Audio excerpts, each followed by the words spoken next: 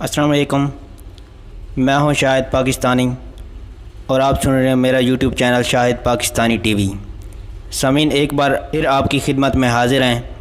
आपको ताज़ा तरीन अपडेट देते रहते हैं और आज सबसे पहली जो ख़बर है वो ये है, मिनरल वाटर के 10 ब्रांड को मुज़र सेहत करार दे दिया गया है। मुल्क के मुख्तलिफ़ शहरों से 100 ब्रांड्स के सैंपल लिए गए हैं। टेस्टिंग का अमल मुकम्मल करने के बाद इन ब्रांड को गैर महफूज करार दे दिया गया है। और जो दूसरी खबर है ये है सामीन, वज़ीर आज़म इमरान खान ने तामीराती शोबे के लिए मराती पैकेज का ऐलान कर दिया है। नया पाकिस्तान हाउसिंग के लिए 30 अरब मुख्तस, फ़ी घर पर 3 लाख सब्सिडी दी गई। तमाम बैंक 5 मरले के घर पर 5%, 10 मरले के घर पर 7% शरह सूद पर कर्ज देंगे।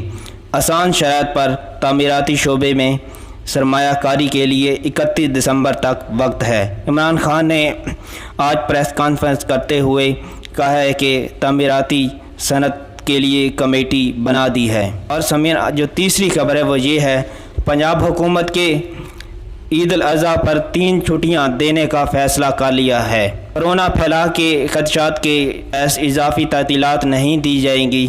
पंजाब में ईद उल अज़हा पर जुम्मा, हफ्ता और इतवार की छुट्टी दी जाएगी।